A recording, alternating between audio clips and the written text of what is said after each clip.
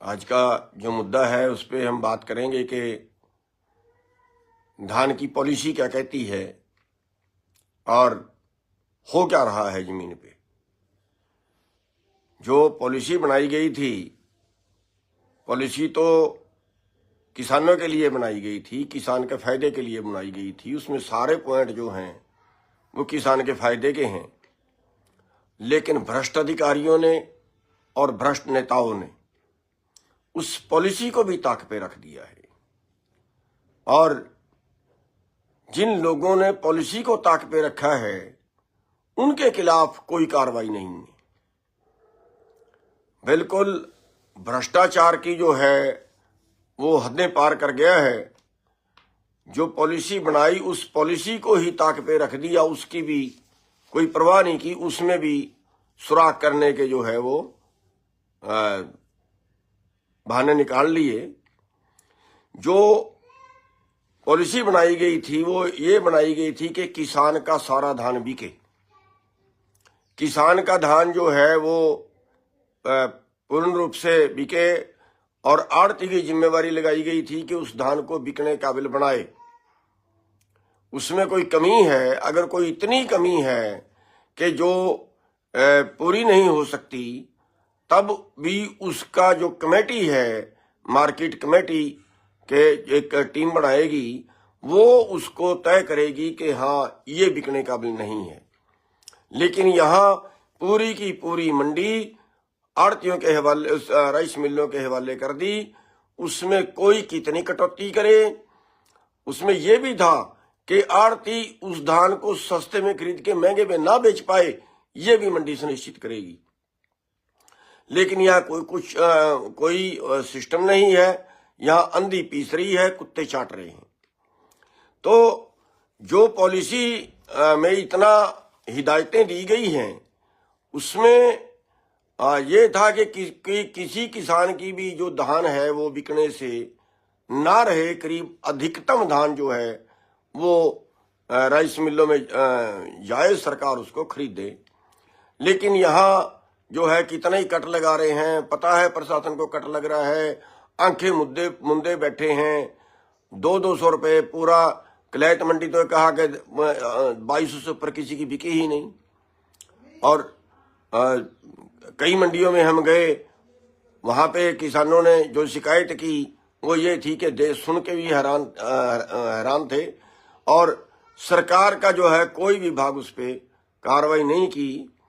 और इसका बड़ा कारण ये है कि जो भ्रष्ट अधिकारी हैं वही उन्होंने राइस मिलों की गिनती उसमें लगा दिए और वही उन्होंने मंडियों में लगा दिए।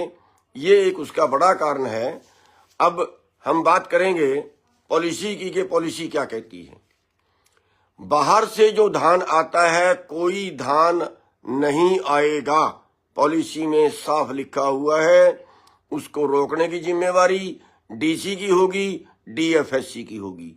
नाके लगाने की जिम्मेवारी एसपी की होगी। पॉलिसी में साफ लिखा है। केवल करनाल और यमुनानगर ने नाके लगाए हैं, बाकी किसी एसपी ने नहीं लगाए। वहां से भी दाएं बाएं के रास्तों से निकलती रही है। डीसी ने कहीं रोका ही नहीं है। डीएफएससी तो जैसे मतलब उनके साथ, चोरों के साथ ही मिले खड़े हैं। कोई उस पॉलिसी पे, इस पॉइंट के ऊपर कोई गौर नहीं किया गया, जबकि पॉलिसी के अंदर यह ड्यूटी लगाई हुई है कि डीसी की और डीएफएससी की ड्यूटी होगी उनको रोकने की और एसपी की ड्यूटी होगी नाके लगाने की। दूसरा, सरकारी धान उसको दे सकते हैं जो व्यापार ना करता हो। यह भी पॉलिसी के अंदर लिखा हुआ है। इन्होंने सब उनको दे दिया जो व्यापार करते हैं, टोटल उनको दे दिया। और उस पॉलिसी के अंदर यह है कि उस जो व्यापार करता है उसको तब देना है अगर दूसरा कोई राइस मिल बचाना हो, मजबूरी हो जाए, फिर भी उसको उसका रिकॉर्ड अलग रखना होगा, उसका माल अलग रखना होगा। और उसकी जो है उसका रिकॉर्ड भी अलग रखेगा, उसके बीच में वो मिक्स नहीं करेगा, तो भी उसमें इतनी सख्ताई है। और एक उसमें और ये भी है कि उसकी जब कुटाई होगी, कुटाई से पहले सरकार के जो अधिकारी हैं वो उसको चेक करेंगे कि कितना धान उसने खरीदा है और कितना धान उसके पास है। वो पूरा होना चाहिए, चावल की गिनती का कोई उसमें सवाल पैदा नहीं है, क्योंकि चावल निकालने की परमिशन तब देंगे उसको जब उसकी धान पूरी हो जाएगी।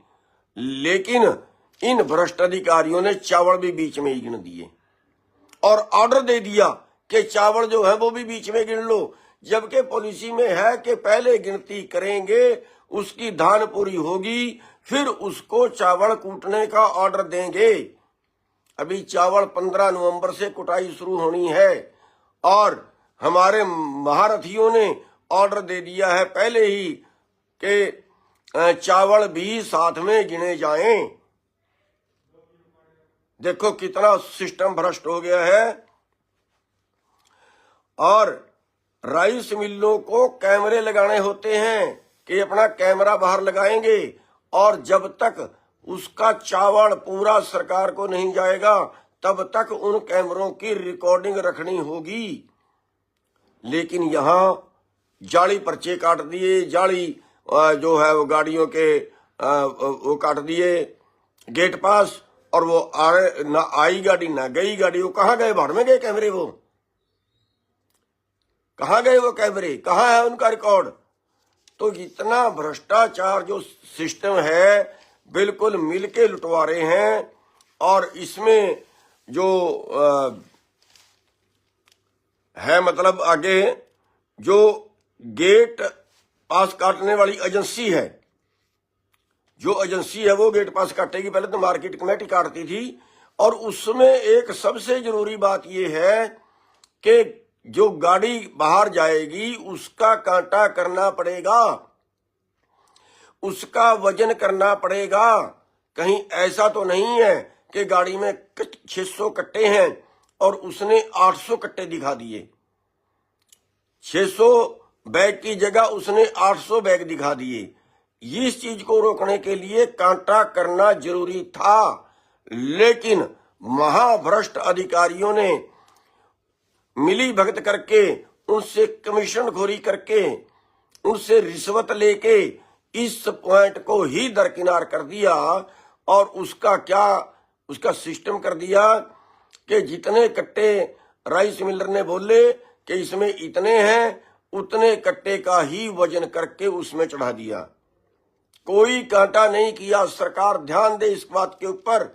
एक बहुत बड़ा फ्रॉड है। फ्रॉड में को बचाने के लिए ये कर दिया उन अधिकारियों ने कि कांटे नहीं किए।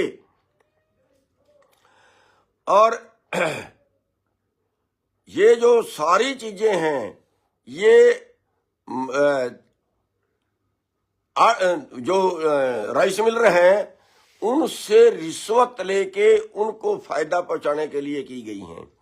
मैं एक बड़ा सवाल सरकार से और करना चाहता हूं कि या तो किसान के लिए पॉलिसी बनी है, या फिर जो सस्ता में जिसको 2 रुपए किलो में देना पड़ जाए उनके लिए ये पॉलिसी बनी होगी। मेरे को एक समझ नहीं आता। हरियाणा सरकार ने ये कह दिया कि हमें तो कोई घाटा नहीं है, हमें तो 67 किलो चावल लेना है।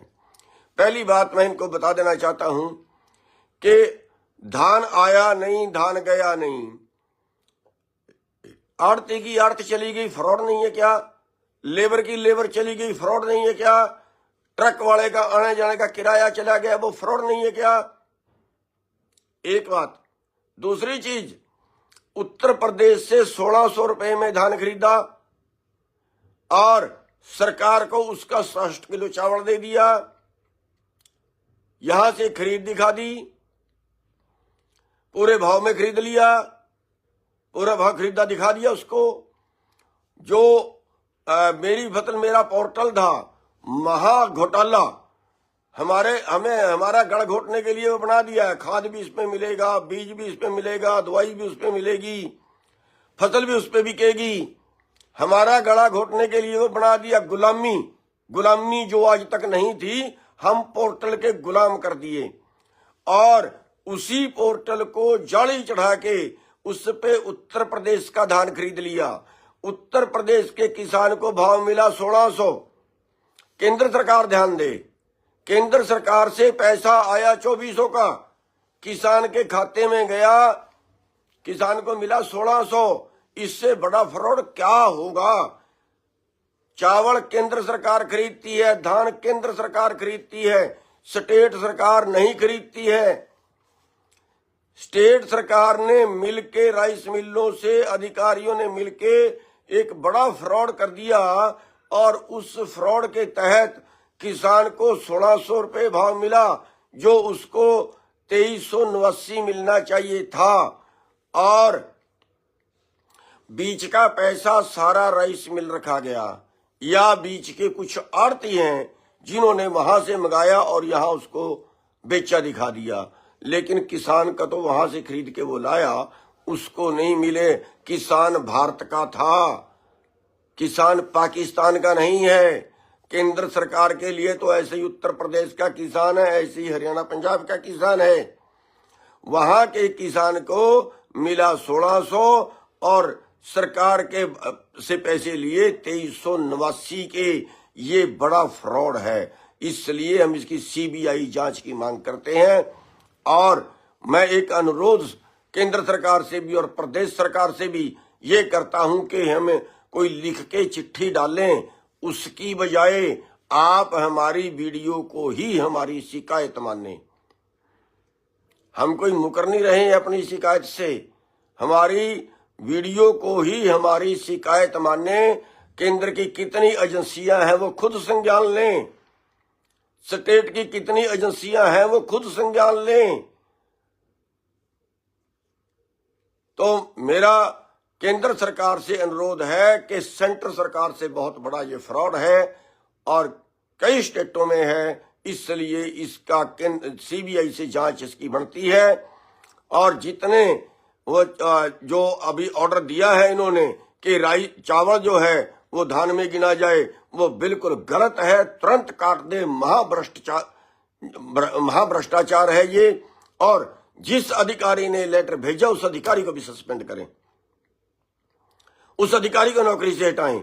और जितने भ्रष्ट अधिकारी हैं कम से कम वो गिनती में नहीं लगने चाहिए, जिसपे जैसे कुरुक्षेत्र का डीएफएससी है, 2 बार भ्रष्टाचार में पकड़ा गया, 2 मुकदमे दर्ज हैं, लानत है सरकार के ऊपर। तुम्हारे पास कोई आदमी नहीं बचा क्या ईमानदार? अरे ये महाभ्रष्ट। और ये भी बता दूं, ये एक नेता को पैसे दे के लगा है, सीएम साहब की नॉलेज में है कि नहीं है। एक नेता को मोटी रकम देके यहां डीएफएससी लगा है और उसके खिलाफ कोई कार्रवाई नहीं कर रहे हैं। एक पर्चा दर्ज करने की बात डीसी साहब ने की थी, आज तक कोई पर्चा दर्ज नहीं हुआ। केवल करनाल डीसी काम कर रहा है, उसका हम धन्यवाद भी करते हैं, वहां पे पर्चे दर्ज हो रहे हैं, बाकी सारे हरियाणा में छूट दे रखी है, रद से खोल रखे हैं इनकी। तो केंद्र सरकार ध्यान दे और मुख्यमंत्री जी भी, स्टेट सरकार भी इस बात के ऊपर ध्यान दे कि भ्रष्ट अधिकारी ना लगे और जहां जहां ये चावल उसमें ना गिना जाए, और जिन्होंने चावल मंगाया है, जिन्होंने धान मंगाया है, उनके ऊपर कार्रवाई की जाए। भ्रष्ट अधिकारियों के ऊपर सबसे पहले कार्रवाई हो। उम्मीद करेंगे कि आप हमारी बात पे ध्यान देंगे। धन्यवाद।